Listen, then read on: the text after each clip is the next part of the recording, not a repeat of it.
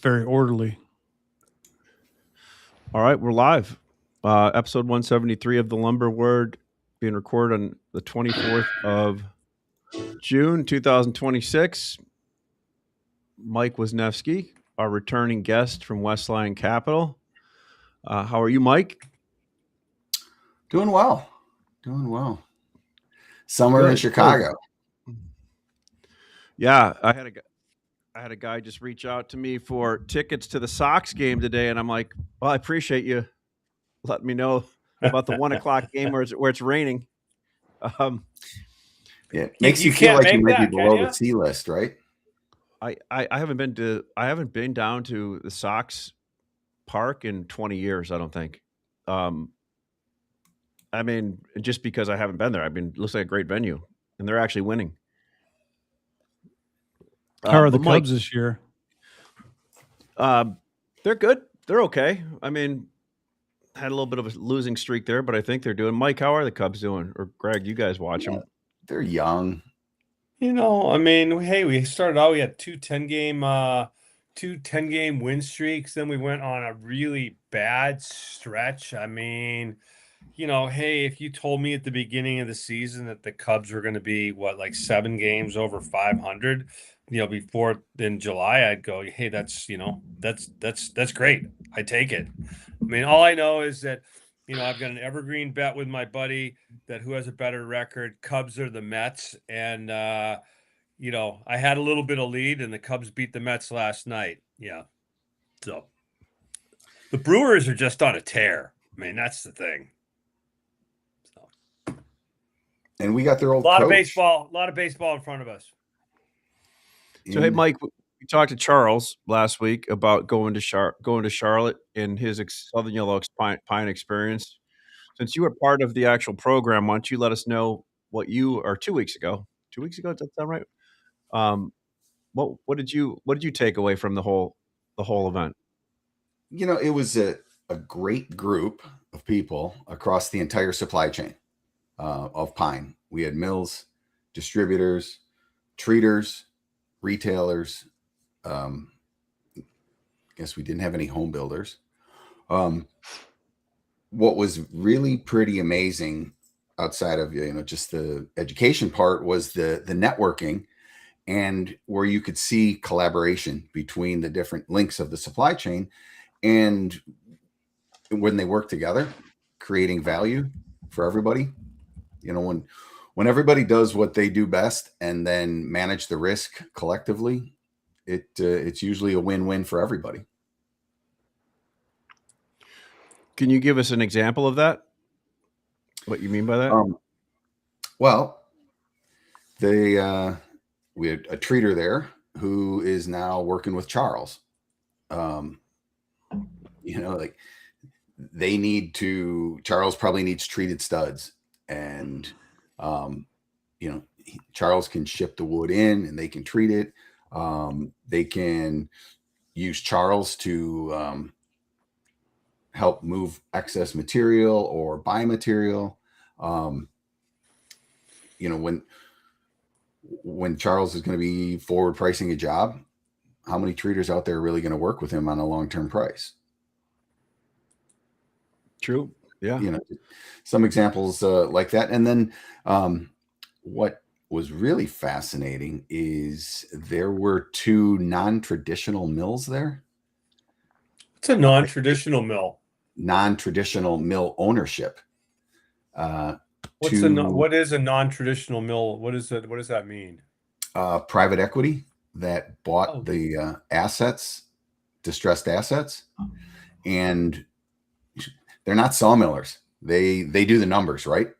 So they looked at input costs, conversion costs, and now they want to lock in their output cost. That's crazy. I thought all those guys that bought up the stuff sold it all during COVID at the crazy valuations, but I guess valuations are back down now low, and it makes sense again. Yeah, you think about it, like a 10-year-old obsolete mill. Is it really obsolete? Not really. If you get it for the right price, you can run it for a while, you would think. I mean, if you're willing to invest in that obsolete mill, then you can run it for quite some time. Sure. Or who cares if your cost to run is a little higher than the rest of the crew? If you bought the mill for cheap enough, you're just trying to get a return on your equity. Yeah. Yeah. It's like buying a used car, right? You're losing money. You're losing money. I mean, it's like if it costs me $400 and I'm selling for $350, I'm losing money. So there's a question of going, okay, so how long am I going to run it for? And yeah. What do you think the future of the yellow pine contract? 10 years from now, you expect the volume to increase on that? Because I mean, it seems like, just from my perspective, not really in that business yet.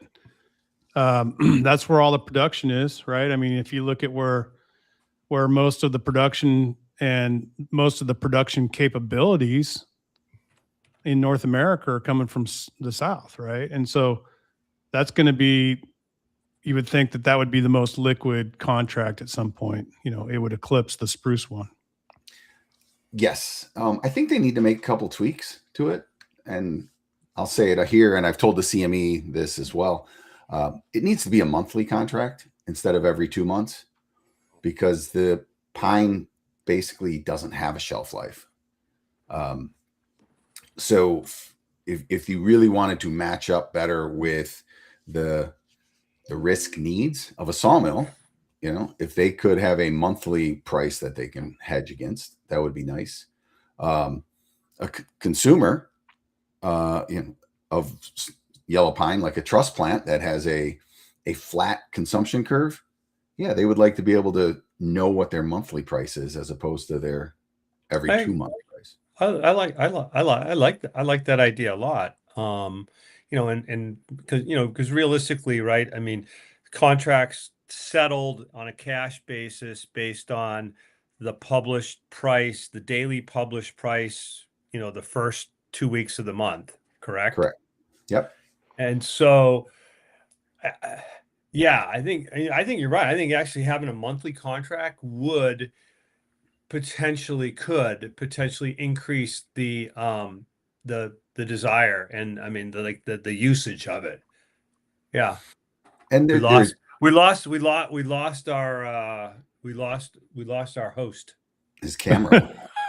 But another interesting thing, there's been a lot of comments about the volume traded in there, that it's so low in the open interest. Mm-hmm. There is a lot of interest outside of those that it's like, well, I'm not gonna, I'll participate if someone else participates, and we just need to convince people to put orders in the book, put orders in, and something might happen.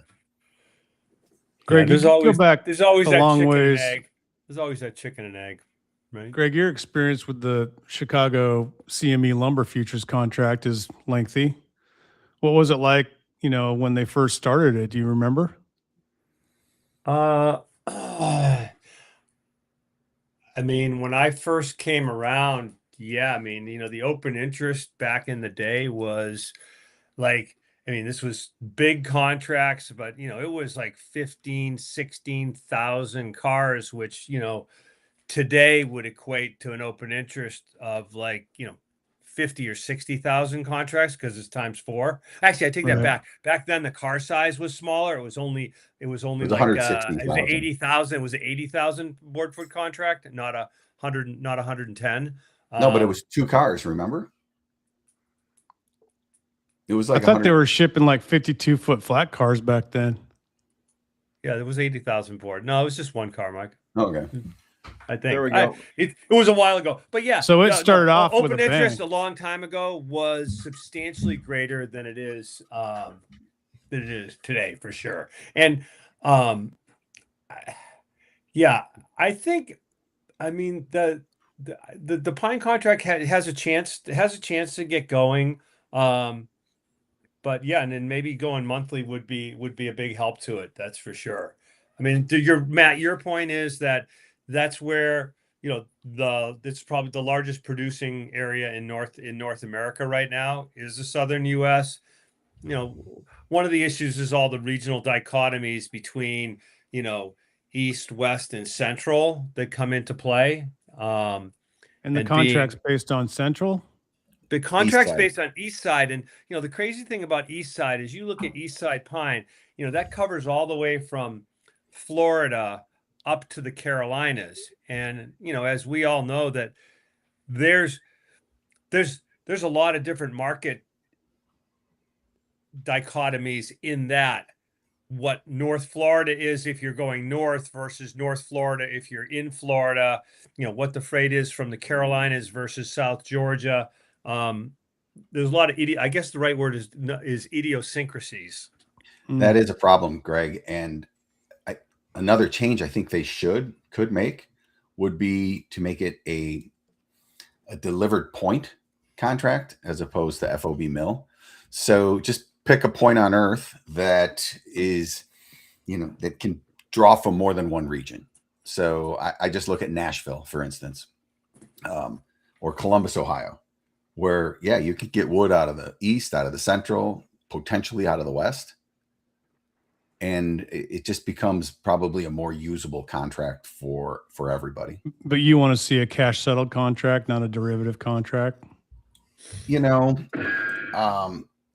I'd like to see delivered. I think I shouldn't say that. Cash is probably better. It doesn't matter. CME's only going to do cash settled contracts from now on. Yeah. Right. I'd like to see that ship has sailed. That ship has sailed. And, lumber is a very unique, the LBR contract, historic one, is pretty unique in that the product going into it, Chicago is center earth for almost all those products. Yep. So we're kind of lucky on that one.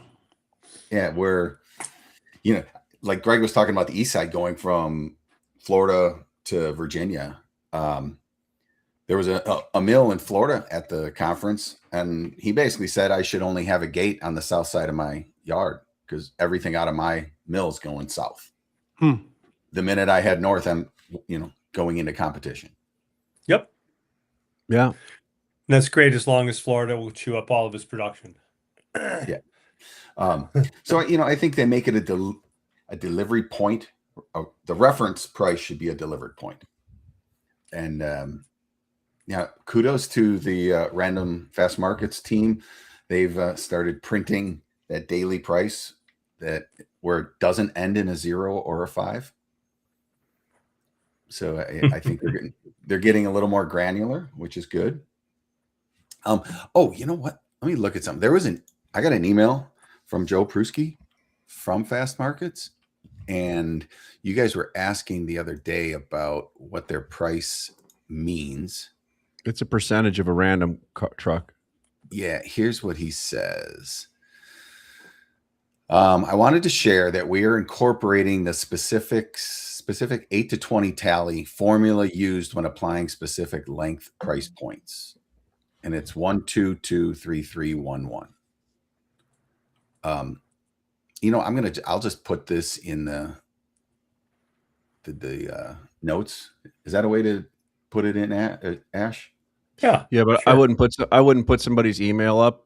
No, I asked them. Yeah, I asked. Oh, you said it was okay. All right. Yeah, go for it. Because that's what they want to know. They said says their data collection for the 2x4 number 2 east side assessment remains robust. Last week alone, we collected dozens of price points across both random specified lengths. These inputs are sourced from a broad cross section of the market. So if I look at the Southern Pine contract, they'll start reporting and doing the settlement next week. July is 516. What's the daily price today? Posted? What posted? 530 or something, I think. 528. No, this is Pine. Oh, 528. I think I just got a copy of that. Okay. Let me look. If anyone doesn't get that email, they should. It's free. 530. So okay, 530. So we got July's a $14 discount. September's another $22 below that. Okay. I mean, to your point, Mike, with all the people that trade yellow pine, the use as a tool, whether you're forward pricing or whether you're hedging inventory, going forward is going to be invaluable. And become familiar with it. Try a few contracts out. If we got 100 people to all trade 1 or 2 contracts, then you'd be amazed to see how vibrant a contract we could make it and how useful it could be. Yeah. I want to get some insight into some other markets, though, Matt. I mean, Western markets have gotten significantly stronger over the last several weeks. I know we talked a few weeks ago, and it was like so. But what's up? Yeah, I think the Eastern guys probably got off to a head start, and here lately, it seems like the Eastern guys have such good order files and such limited offerings that we're getting orders by default into places that we shouldn't get them to. Like, we're shipping studs to the East Coast or the deep South. And a lot of those orders would normally go to an Eastern mill, and they're buying hem fir or Doug fir from our region. So studs started the party about 2 weeks ago, and then Dimension last week, and this week has been really good. I think that the futures board given a little pause here the last 48 hours, you would think that it would slow us down, but actually we're having a really busy day today. So most of the order files in the West are like 713, 720 at this point. And it's, if you're out there buying lumber from most of the Western mills, you're going to have to probably settle on something, whether it's the tally or the ship time or the price. There's not a lot of deals out there, put it that way, on anything, studs or Dimension. Green Doug fir is still the cheapest species in the West, which is unusual, I should say. And that'll probably solve itself here in the next month or two. But yeah, like it's frothy, dude. It's been better than we expected, and we're pleasantly surprised. So we haven't even burned down the forest yet this year, have we? No, it's going to rain here starting tomorrow for like 3 or 4 days. So we're going to get a reprieve. That means you can still go camping and have a campfire. But by the time we get to mid-July, that'll all be shut down, and they'll have a bunch of forest restrictions out there. We're in a drought situation. We got like 40% snowpack in the West. So like August and September is going to be ugly. Like the joke ends up, do you want to go camping? Oh, yeah. If you wake up in the morning. Yeah. Let's move on. Hey, good question for you, Matt. I want to ask Matt one question. 2x10 up $30. Spokane in California, obviously 2x10 and the coast is up. What has to do with the print ripping that hard overnight on 10-inch? People want it. There's not much of it being made. That's the problem. So you talked about this 2 months ago, 3 months ago, about 2x10 and 2x12, right? I did. Yeah. I warned people when it was a discount to 2x4, right? Yeah. I mean, there was a time where 2x10 was cheaper than 2x4, and that should never happen. And then mills, they got optimizers. They'll make more 2x4 and 2x6, and 2x6 has been the shining star. So if you're cutting 2x6 in a sawmill out West, you're probably going to get mostly 2x6, and then 2x12 would be your byproduct of that. And if you're running heavier 2x4, you'll get more 2x10. Well, right now the mills are running heavier 2x6, so we're getting heavier 2x12. And it's just the way logs get broken down. I'm not a genius here, but there's more 2x12 being produced than 2x10. And at the same time, the upper Midwest wants 2x10. So there you go. That's the problem. What's the Eastern market is, to your point, Matt, is very lightly offered from producers. They are 713-ish to maybe 720 pushing, depending, and that's where we're starting to get into summer shutdowns, and so there's not going to be a lot of lumber offered from Eastern mills over the next 30 to 45 days. You put that on top of certainly at least on studs, very little European studs. I mean, 2x4 and 2x6 16s are around, but that's about the extent of it. So yeah, it's the market's tight right here. And some vessels were canceled coming in because the Scandinavian mills the Sweden mills were shutting down for the summer. Yeah, I mean, European lumber is there's not a lot of that either on docks or coming. We were talking the other night, Ashley and I, and with a big buyer, and the realization is the pipeline of lumber has really thinned out. The combination of the prior, last year was a challenging one. And, with what the strength of the first early part of the year kind of cleared out a lot of excess inventories. What is the appetite and what is the price strength of 2x4 16s right now, Greg, in your areas? I mean, they basically sell anywhere from the high 600s to the low 700s up and down the East Coast and in the Midwest. And that hasn't really changed. And that price hasn't changed very much in the last 3 weeks, as opposed to, an item like 2x4 8s that's where they're trading at. And 3 or 4 weeks ago, they were probably $50 or $60 below that. Yeah. Have you seen any appreciation in 2x4 14s? They were probably $40 or $50 below that. What about 14s? They seem to be the ugly duckling lately. Getting sneaky. They're sneaking up. I mean, they're a value. 12s and 14s are certainly the value item and 4-inch dimension.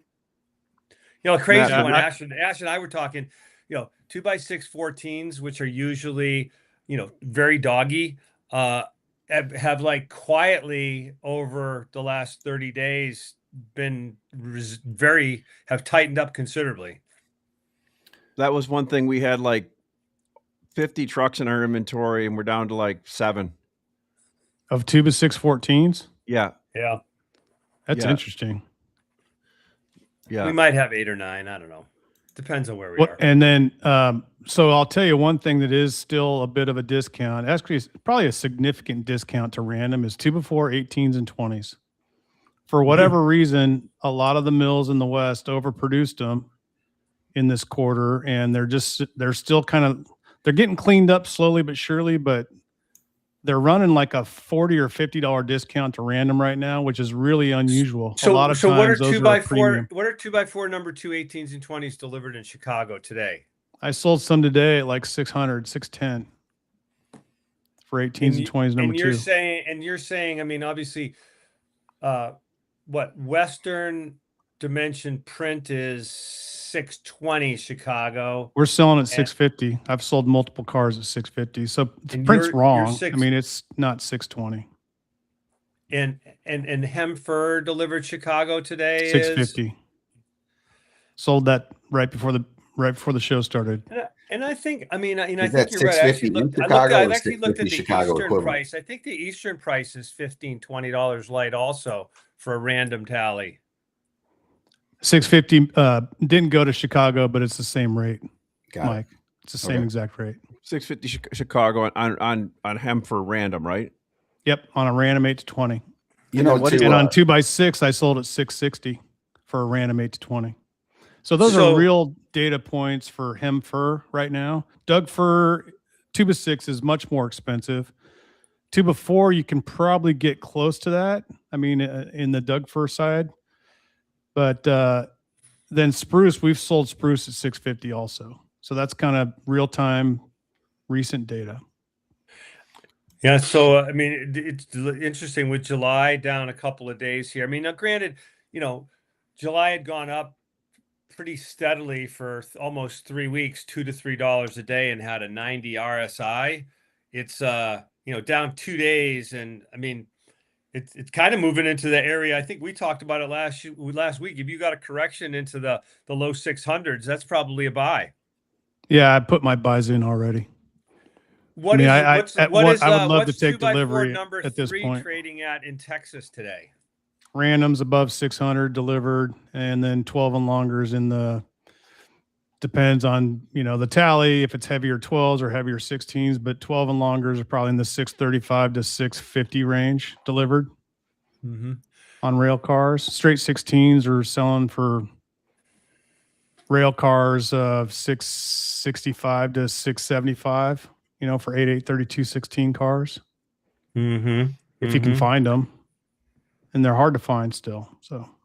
So before we came live, we were talking briefly about home builder stocks being up pretty sharply today. And I'm assuming that has a lot to do with the new bipartisan housing bill. That's not going to get signed. No, I mean, I have a couple of thoughts about it. Just free form. One is when you get that great a majority of both parties agreeing on something, it's probably not that good. I mean, I'm just saying, this is like, if everybody loves it, then it can't be good. And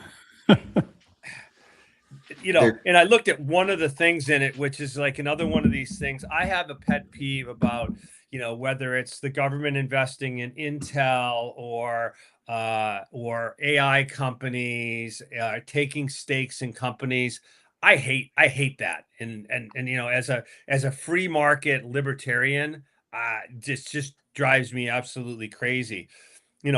But they've got like some little goodie in here where we're going to create a $200 million like fund to have pilot programs. I'm going, it just sounds like another dressed up, instead of a Green New Deal, we got the Housing New Deal.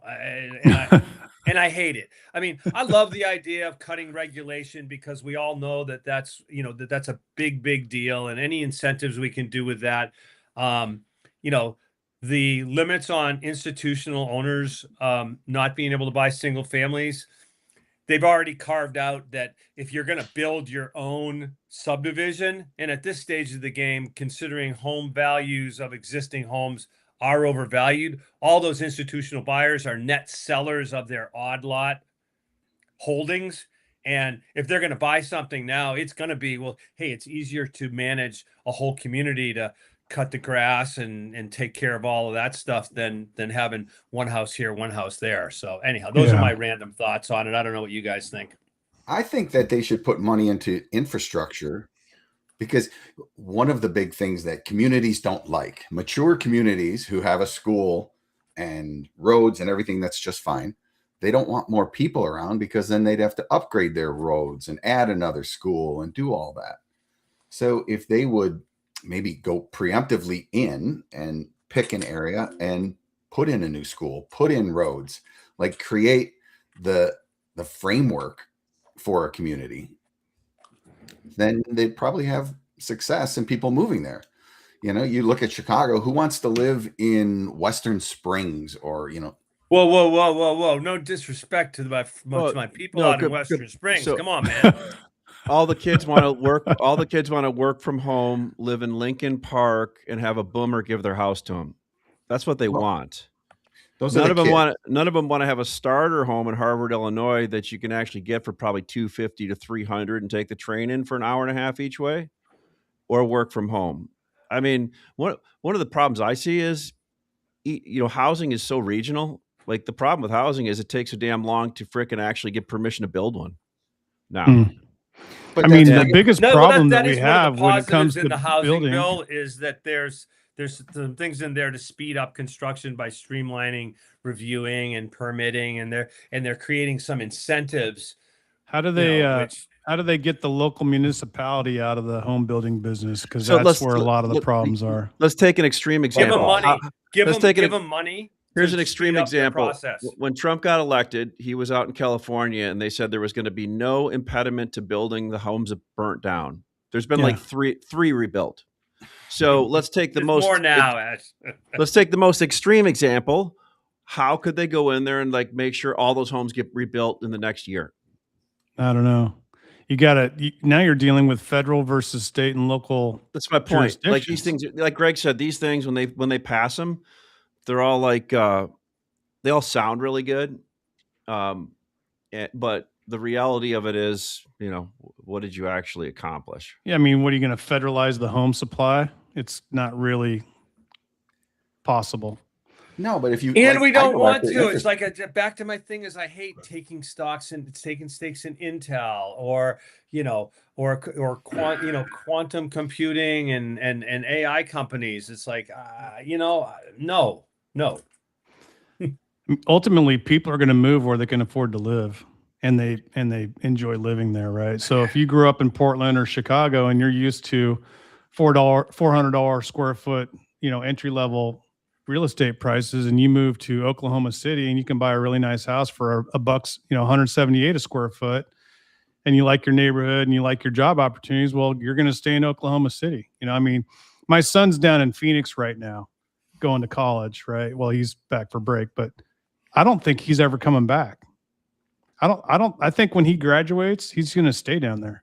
I think he would just rather live in Phoenix than Portland. And for a number of reasons, but weather is the big one, right? I mean, that's the most obvious one. He's got 300 plus days of sunshine a year instead of half a year of 37 degrees and drizzling. And people should look at Portland Chamber of relocating. Commerce is not going to be hiring you anytime soon. It's okay. I mean, I've told my kids, if you want to expand your opportunities in the future, you should move to, I listed like 10 different states where the most growth is and the lowest cost of getting into a starter home, the most job opportunities. You don't have to stay in Portland. Portland's expensive. And so, I mean, if I was a young kid right now out of college and I was looking for an opportunity, I think I'd probably move to Tulsa, or maybe I'd move to Oklahoma City, or maybe I'd move to Indianapolis, or maybe I'd move to Columbus, Ohio. I mean, there's lots of other places in this country that you can move to that don't cost $500,000 for a starter home that needs another $150,000 worth of work done to it. Hey, Ash, to your point, Pacific Palisades, completed homes fewer than 50. Currently under construction, 340. Approved permits, 1,100 out of a total of 2,500 applications. I don't know how many burned down, but more than that. Yeah. I think a lot more than that, for sure. Gents, I got a interesting data points here that's happening too that is kind of under the radar is the US dollar's getting stronger. Any particular reason why, Mike? Well, the Fed's getting a little more hawkish than was anticipated, but the euro is down to 1.13. I mean, it had been at what 1.1, or maybe we're the strongest economy in the world. We're the strongest economy in the I don't world. know if you listen to if I read the New York Times, we're like besides being racist, we suck. Yes. Well, even the Canadian dollar it's 141, and in the last 5 years, the only other time it was above this was late 24, early 25. So there's a crazy disconnect. There's a crazy disconnect, and I think this is one of the underlying. I feel like the data does not represent what we feel every day in the housing market. If you ask me just what's going on, housing feels a lot better than all of the data says. And I think that's true of the overall economy also. The only, real true arbiter of it is, I guess if we look at the equity market at spitting distance of all-time highs, I mean, that's kind of the tell, right? I mean, I felt all year like this year's definitely better than last year. I mean, and it's been based on real demand and real supply. It hasn't been based on head fakes to do with Trump tariffs or Section 232 or any of these things that we had to live through last year where we had, some kind of scary moments in futures that drove the price up sharply and then that deflated right after when the news became not news. But this year, it's just been a steady, all the way through the year. And the guys like you and Ashley that have been holding inventory have been the beneficiaries of that because a lot of people thinned out their supply last year. They guys that were doing it last year aren't doing it this year, or they're doing it, but on a much smaller scale. Matt, you hit a point. You hit a good point. I mean, I think Yes, I think guys like us, people like us that distribute truckloads to customers are doing better because I think there's been a structural change in the whole distribution model and reloading in general.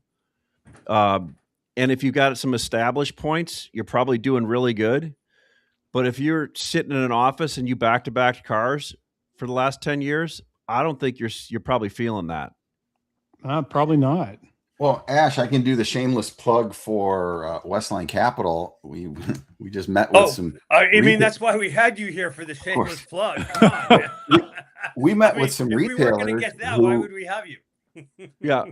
Who lost money on inventory, basically for the last 18 months. And then if you're not a hedger, the last 18 months did not provide much opportunity to buy and distribute. Now you can look at with that in mind. Now we look forward and we see there basically is no cost of carry. SEP is trading $5 over July. Nove's trading $5 over SEP. So within $10 of where we're at right now, you can buy wood for November without having to hold it. Well, when you say that, I mean, we had one of the largest inventories we've ever had over the last 4 months, and we weren't hedged, and it was a great opportunity. Just knowing not to be hedged, right? But what I'm saying is, in the last 18 months, it is good. No, and then that flipped it basically at the beginning of this year. Mike's point is the prior 18 months. That was absolutely. But one of the reasons it flipped is because everybody got their butts kicked in 2025 holding inventory. Yeah. I mean, think about some of the millwood that you bought that had been sitting around for 6 months, and you're like, "What the hell?" Come on, do you really need to bring that up? I mean, No, but I agree with that. But my point is just fundamentally, I think, and Matt, you've had a lot of experience, and you guys reload around the country a lot. It's hard to find reloads anymore that can unload your cars in a prompt manner, load trucks without having to have 3-week appointments. I heard yesterday in Chicago, there's a big reload here that called one of their people and they said they don't have appointments until July for trucks. Yeah. And I think there's a fundamental change in reloading across. There's a couple places up in the Detroit area where people have called, or in the Michigan area, and they're like, they're full. Yeah. And this has always been a problem in the reloading business. And one of the reasons why you need to go get on an airplane and meet people and shake hands. Yeah, but it's seemingly there's, let's face it, people that run in reloads are probably either a generational family that's run them, or they're getting, who the hell wants to open a brand new reload somewhere and get a whole bunch of equipment and try to find people to try to run it without charging monthly storage and everything too, right? Yeah, nobody's going to do that. Right. It's more expensive to reload today than it ever has been in my whole career. Yeah, why the reloading is that? fees have gone up, so it costs more to unload the car. It used to cost $500 to unload a car. Now it costs $1,000. And or maybe it's $800, but it's not $500 anymore. Guy quoted us $14 1,000 the other day. Yeah, I mean it's not $500 a car anymore. It used to be $4 $1,000, $450 $1,000. Do you pay storage? Do you pay storage everywhere? Yes, you do. If you don't turn your inventory, I mean, it's really, everybody's different. Some guys just have a flat rate. They'll just charge like per unit. And then there's other guys that charge on your average inventory over a month's time. And then there's places that are creative that do it based on turns. So there's lots of different structures. It just depends on who you're dealing with. But the cost to unload a car and ship it around to the local market today is probably closer to $25 $1,000. Yeah. Than it is to $10. It used to be $10 or $15. Now it's more like $25 to $30. That's just breaking even. And then, that's just to cover your cost of handling the material. And then if you let your inventory sit 30 days, you're going to get penalized for storage fees. And then your company's going to probably penalize you for interest payments. I mean, so that job that you guys do does not come without cost or risk. And the fact that you're able to recoup the cost and the risk right now and this year in general has been a good thing for you. But in a year like last year, the only way you could protect yourself was to sell those $40, $50, $60 bases in the back months and use that as your insurance policy. against what ultimately happened, a bunch of head fakes with deep drops. And then this year it's more of a true cash trade. But yeah, I mean, if you can't get the cost of operating involved, like inputted into your sales price, then there's no reason to put it on the ground. You just don't do it. And that might be what's keeping some people away in the second half of this year from keeping inventory, because it's not cheap anymore, right? And now trucking rates have shot up too. Matt, do your customers get that? Do they pay you for that extra cost? They have had to, because that's what's available to them. I mean, it's like, I don't get all the orders, Mike. So, I mean, it's not, I can't speak for the whole industry, but on the orders that I get, I'm pricing them, fully. I'm not trying to dump my inventory. I'm trying to get paid for it. And if I can't get paid for it, then either I got to drop my price or I just wait. And the strategy of just waiting has been the one that's paid off the most this year so far. There's an ebb and flow, Mike. And I mean, there's like more likely lately you're able to get paid for being a distributor and having it, but it's crazy. There's always, some little guy nipping at your heels, that will do something that makes no sense whatsoever. It's like, hey, the market's 725, but he's got a 650 cost on something, so they sells it at 675. I mean, that's not the market, but like every one of those situations ends up impacting the market. And then we go into our computer. And then we go into our computer and realize, oh shit, one of our guys did that. It's like, how does that happen? No, all of them did it. Yeah, but no, Greg, you're a good point. But like Greg said this week, like yesterday, you came in talking about how somebody sold too cheap at 2x4 14s, and then you sit for 3 or 4 days and you sell them at your price, like Matt said. Yep. Because and I mean, it's kind of that same thing with like we talk about with hedging is, if you're disciplined in what you do, and Matt, to your point, I mean, I'd like to think that the marketplace puts a higher value on what we do, but like the conversation I had with one of our carriers yesterday, when he was complaining about the rates, and I'm like, dude, we have to negotiate every single day, every load that we sell. We don't make money on everything. We're affected by what other people do, and so if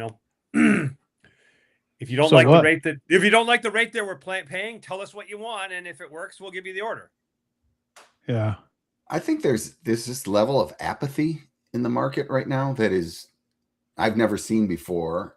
And to me, it shows up in option pricing. So get this, the 620 September option market, which I'm calling 620 because that's where SEP's trading at. The fair market value for a call is $17.50. So you can essentially, for a 3% premium to $620, buy wood, have an upside protection in September. And for less money than Matt's selling cash today for. Yeah, exactly. I mean, Matt might say 650 and that's 647. I don't think I'm the only one. The guys that are buying it are smart. Well, I mean, that means they shopped everybody else in the whole free world. They're not just giving me the order because they like me. No. I think he's just saying there's upside protection. There's upside protection you can buy in the call market, Matt, for those are September options, Mike. Yeah, which expire in August. They expire why the low risk in the call market in the options market? I mean, it's just nobody's participating.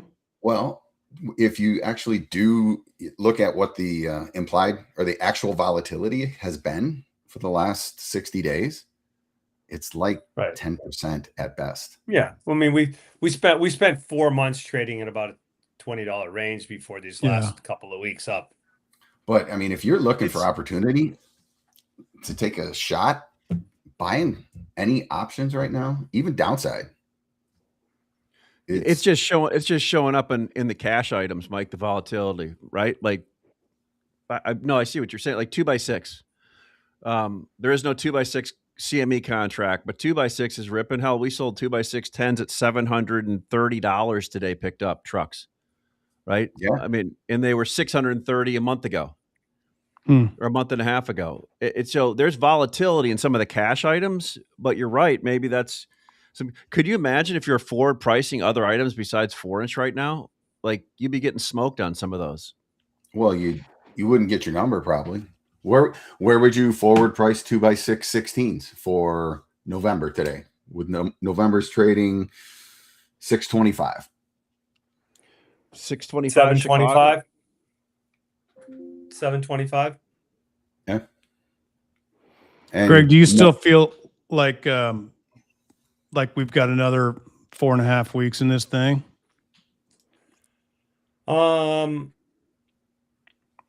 I'm in the process now of trying to decide what I think. This correction actually is pretty healthy.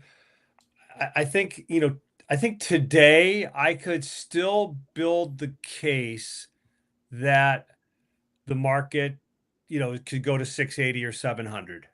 I think I could still build that case. I'm not gonna bet the farm on that. That's for sure. But I think, but I do think that, I mean, the market's, buy what's cheap and sell what's expensive.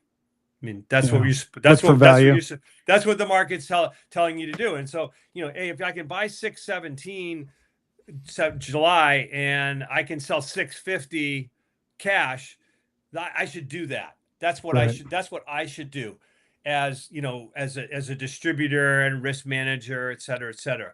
If I'm in the marketplace, let's think about it. So if you're a retail end user right now, you're in the process of doing third quarter pricing to the big nationals, right? You're increasing your price for the third quarter from the second quarter, right? That's going to be a little bit of a fight because they're going to be calling and saying, hey, did you see new home sales are down and we have 10.9 months supply, blah, blah, blah. Right. So there's a chance that there's going to be some bad business placed there. If you're a producer, you're still not making money at 630 Chicago, a Western sawmill, 650 Chicago. Is your mill making money right now, Matt, at 650 Chicago? Not on U.S. sales. Not on USL, right? So I'm saying is Canadian producers are still below their break even, which says to me, there's no appreciable increase in production coming. We got the permanent curtailments that are in place. We have temporary curtailments over the next, 45 to 60 days, which are going to be in place. So whether the peak in the markets, mid-July or mid-August is still a question in my mind, and whether we're there now or it's $30 to $50 higher is kind of a question. That's for Greg, sure. that's a good point. We keep just overlooking that. I mean, there's still this overhead or overhang of, like you said, Canadian mills. Like there is they're making less, and it's showing up in studs and the higher end cost people in the small mills that that were making 8, 9, and 10-foot studs and are no longer making them and aren't coming back up. Matt, you're seeing it in all that. And I mean, long term, they're not going to be making much over the next 30 to 60 days because of summer shutdowns. But long term, how can you stay open as a Canadian mill if you're not making money? You get a little reprieve at the end of the year here. But like the coalition still has their boot on everybody's neck, it feels like, in Canada. Yeah. I mean, I wonder if they'll ever negotiate a new deal. I mean, between our federal government and their federal government, because it's a long-term problem for both countries to not have a vibrant Canadian production base. Here's when we're going to get it. To sell it to us.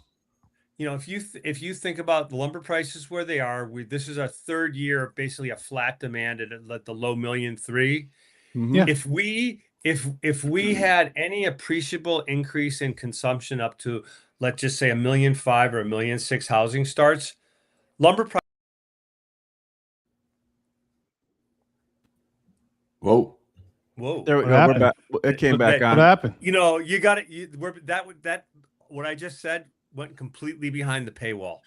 No, sorry. It did that once before. It did You that cut once. off when it said lumber prices. What'd you say? Lumber prices would what? we would be $1,000 for 2x4s at 1.5 million, 1.6 million. Yeah. And I think, you know, for there to be any resolution on the trade side, you're going to have something like that again. I think higher prices is what will bring that for sure. Well, if we were at $700, would there be more production? I mean, Not this kinda doubt quarter, it. but next. So you would see You it know- in the fall and winter. You would see more production for sure. Yeah, the fourth quarter. I mean, hey, fourth quarter is the best production quarter of the year, anyhow, right? So, And they would run like crazy, dude. They would run that price down $200 if they had to, because Right. they would just and that's already that's paid my for the whole thing. log, and they're going to run the mills. Here's my question, Mike, So to that- you. You yeah. talk to a lot of mills, and I said this to Greg. I go, you know, we know some small mills. I said, hey man, like one of these mills, if the price gets to $700 or $800 CME Chicago, they should hedge some stuff. And Greg's like, they never will. And I'm like, you're right. Like, if you told a mill if it went to $800, Mike, mills that aren't current, would they hedge? You think? No. I mean, it's back to my point. Like if corn went to $25 a bushel or $20 a bushel, most farmers that like, you know, with a high school education would hedge. But some that didn't even get their GDS. Yeah, exactly. That's now funny. I think the Europeans will hedge if we get up there Yeah. because they're just used to quarterly pricing. They're not going to hedge for the full year, but they would hedge. But no, they would look at all the reasons why we got to 800 and project them forward and higher. Yeah, and it's not an implication on it, but it's just like, you know, if people have a game plan of how they can make money, one of them should be having something structurally in place that if the board does go to $700, $800, $900 $1,000, which it could if there was a brief uptick, and we know we'll destroy that by making more lumber, they should have thought about doing that, right? Well, Ash, you could look at the reverse of that too. If lumber is at 500, are the consumers of lumber going to hedge for the year? Like, well, it at depends on what 500 kind of offtake agreement they have, right? What I've heard is a lot of these guys don't have a lot of risk anymore to their big builders, right? Like they don't have 90, 120 day stuff out there. Some of them. But I'm not even talking to retailers. I'm talking I mean, anyone. why who would has you hedge exposure. $500 lumber? No, You buy mean it. buy I'm it? saying if you need lumber, you're a consumer. Oh, I mean, if you could buy 500 flat pricing for the next 6 months, who wouldn't do that, right? I mean, like right now it's at 620, and if you think that the market's going to go to 700, you should buy. If you've got jobs pending, or you're quoting a job, you should use the board as your buying base. You know, flat prices for 6 months is unusual in our business. I mean, we're basically at flat prices right now. Exactly. That's the point. I was agreeing with you. It's like, it's taking the guesswork out of it. Like, and here's another one. The board's got a gap at 690, right? And so there is some updraft still left in this thing. My gut feeling, and part of what makes us traders is having a gut feeling. But my gut feeling is along the line of what Greg just said 10 minutes ago about, you know, is it going to happen in mid-July or is it going to happen in mid-August? I feel like the market's just going to continue to grind higher for supply reasons. It's not all based on demand, but demand is good enough right now nationally.